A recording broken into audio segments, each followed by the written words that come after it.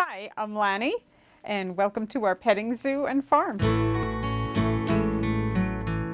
Our petting zoo actually started by accident. I always say it started with a duck, and it started with our duck named Hercules. We had chickens at the time, and so we went to get more chickens, and there was a little duck running around amongst all the chickens, so of course I had to take him. As he got bigger, we thought, oh, let's get him a friend. So I went on Craigslist looking for another rescue, because most of our animals here are rescued. And I found this woman who found an abandoned duck.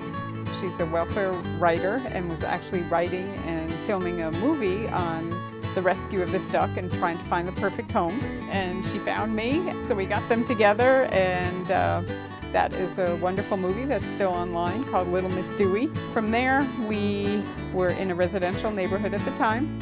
And a friend told me about this little goat that needed a home.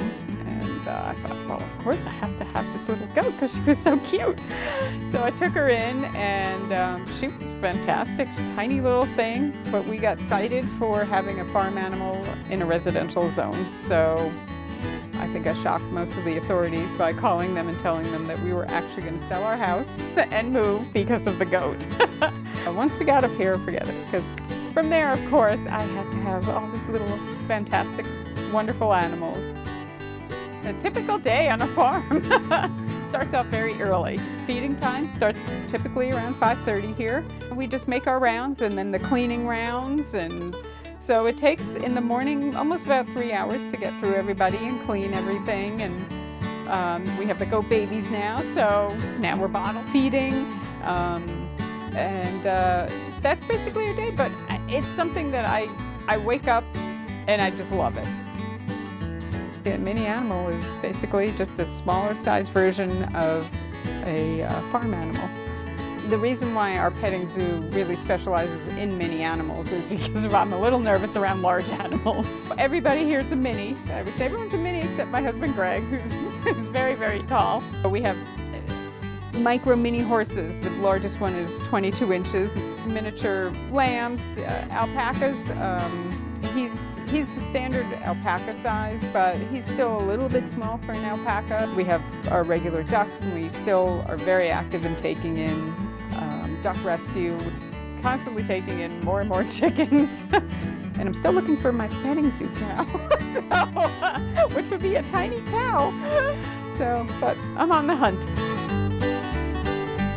We're happy to host a lot of special needs groups that come here, along with some geriatric groups, and it's wonderful to have them spend a little time and just be around an animal to pet or enjoy being outdoors, and just making them feel very special, because they are. I'm very passionate about following your heart. I think my whole life has been follow your heart and everything else will fall into place. That being said, I've also fallen on my face a number of times by following my heart, but that's okay, because I would much rather fall on my face and get back up and start over again than live a life that I'm not happy in. There's something really great about really living your life knowing you can really create whatever life you want for yourself. And it doesn't mean you have to do some grand gesture. It can be the smallest thing. If you've never had a little pet, maybe just getting a small dog, or just something that makes you happy. We take our horses every day for walks. People pull over and they just smile, they take pictures.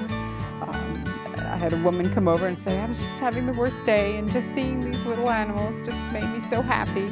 So I think just spending time doing something very simple, or spending time with an animal, or whatever it is that makes you happy, finding little joys in your life every day makes a very big difference.